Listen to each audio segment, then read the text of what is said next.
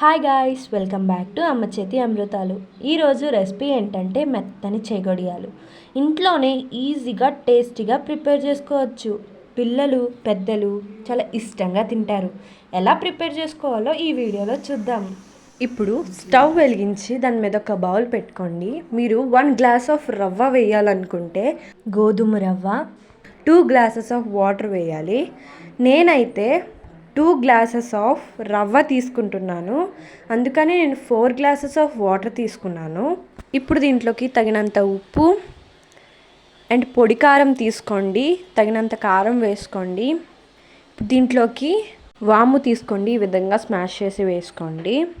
ఈ విధంగా వాటర్ అనేది ఉడికిన తర్వాత రవ్వ తీసుకోండి. నేనైతే 2 గ్లాసెస్ ఆఫ్ రవ్వ తీసుకుంటానని చెప్పాను కదా, రవ్వ ఆ వాటర్లోకి వేసేయండి. వేస్తూ కలుపుతూ ఉండండి, లేకపోతే ఉండలు కట్టేస్తుంది. ఈ విధంగా రవ్వ అంతా వేసేసిన తర్వాత 2 మినిట్స్ వరకు కలుపుతూ ఉంటే ఈ విధంగా వస్తుంది. ఇప్పుడు మనం పక్కకు తీసి పెట్టేసుకోవచ్చు. స్టవ్ వెలిగించి మళ్ళీ బౌల్ పెట్టుకోండి. బౌల్లోకి ఆయిల్ వేసుకోండి.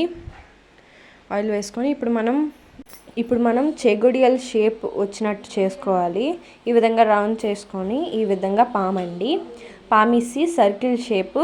చేగొడియాలు ఎలా ఉంటాయో తెలుసు కదా, ఆ విధంగా చూసారు కదా, ఈ విధంగా మనం అన్నీ ప్రిపేర్ చేసుకొని పక్కన పెట్టుకోవాలి. దాని తర్వాత ఆయిల్ వేడెక్కిన తర్వాత ఒక్కొక్కటి అన్నీ వేసుకొని ఫ్రై చేసుకోండి.